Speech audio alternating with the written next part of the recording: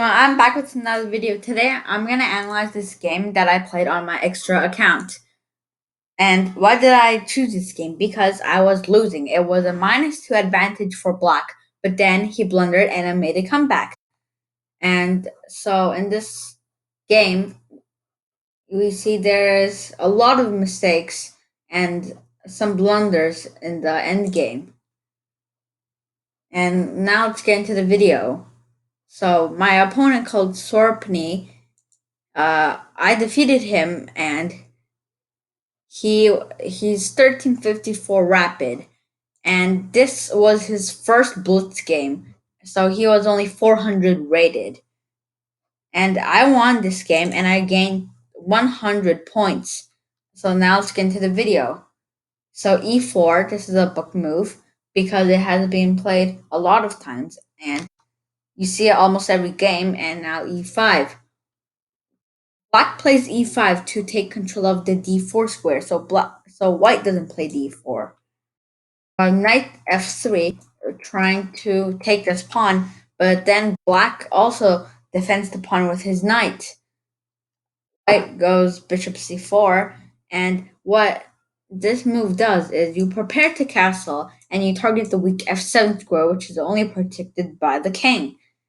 And bishop c5. Black does the same. Black wants to develop his pieces and also castle. And by the way, this is a 3+2 game, so I have 3 minutes and 3 seconds. So every move you play, you get 2 seconds. So I castled.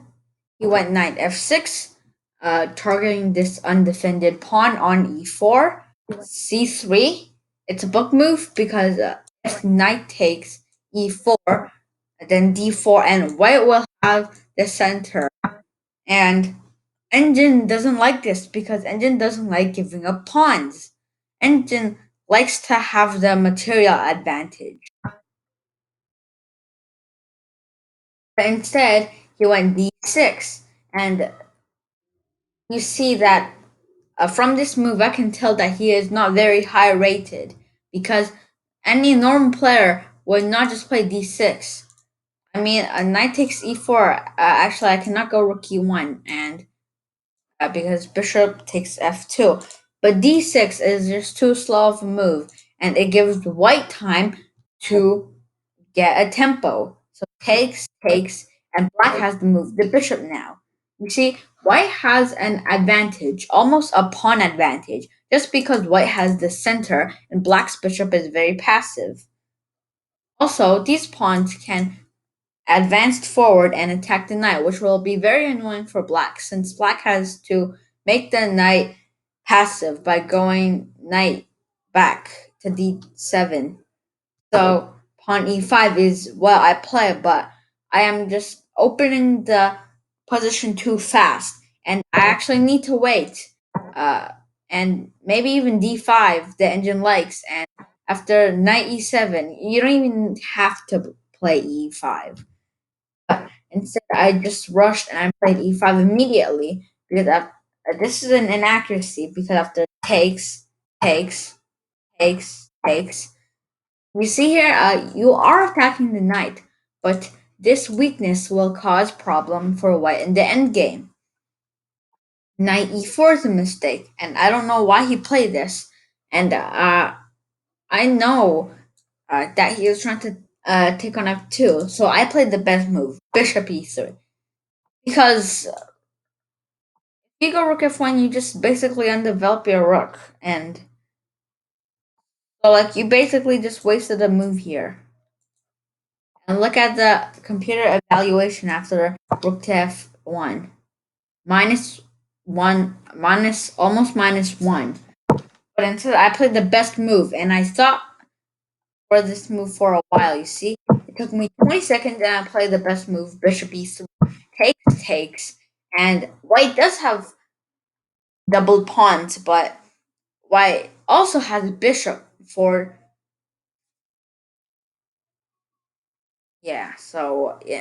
white has a bishop which is more active than black's bishop. So bishop g4, he pins the knight to the rook, and I don't really know why I played rook f1. I don't know why. I was like getting out of the pin. Like that's the only reason. Bishop takes f3 and well, very simple here. I thought that this will just separate this pawn, but connect these two pawns. These two pawns wouldn't be very strong together. I played rook takes f3, and now black is totally winning. Black has a clear advantage. Before here, if I took this, black has like a slight edge, or maybe a little bit more than a slight edge. But now black is clearly winning. Knight takes e5, you play the best move. Rook f4 is the only move that saves the game. If you move your rook back, then yeah, you just sacrifice the bishop. And nobody wants to play this position as white because you can't really develop anything. If you develop the knight, then you have to force an exchange, which will result in an even easier position for black. Rook f4, and the point is, if knight takes c4, then rook takes e4 check. Wherever the king moves, you can take the knight. So actually, here knight takes e4 is a big blunder, but he did not play this, and instead he went knight to d6, attacking this bishop and defending against rook takes e4.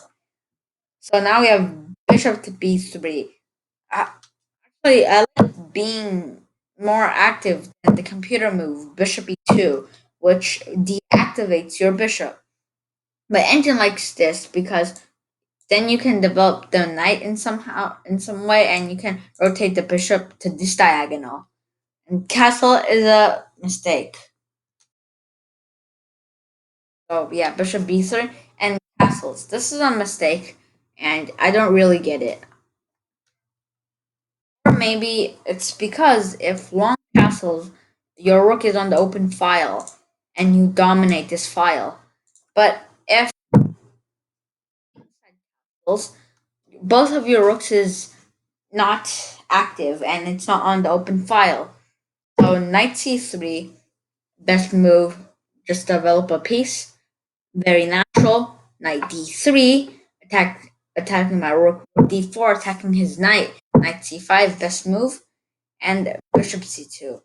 I was not gonna think that trading is good here because the only advantage I can get, you see he is up a pawn here. The only advantage I can get is by saving the bishop because the bishop has longer range than knights.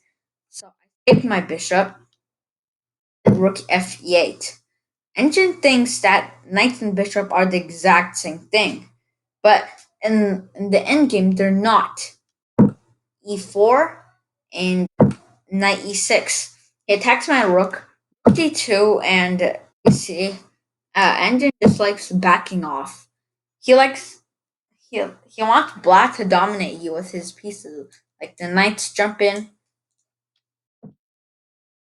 so rook d2 and rook 88. And I don't get why this move is an inaccuracy. I mean, I would even just play this move. Yeah, but yeah, or you can say I moved here and you can just attack my rook. Yeah, I also saw this, but like after something like rook e2, you take the pawn. But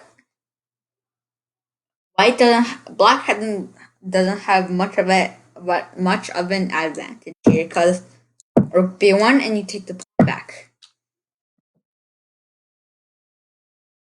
And I don't get why rook 88 is an inaccuracy.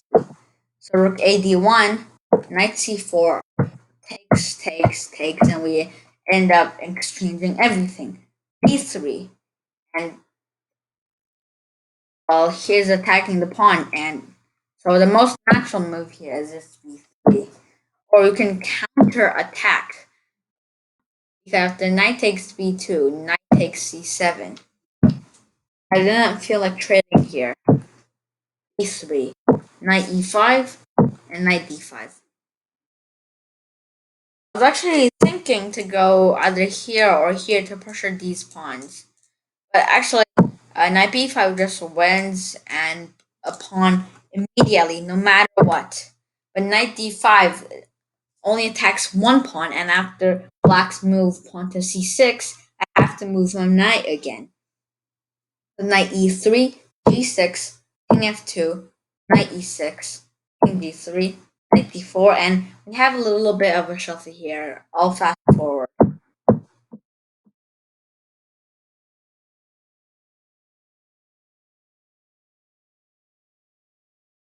And you see here, in this position, I wanted to check his king, so when his king moves, he has to either give up one of his knights. But I found this, but takes, and I enter a losing position.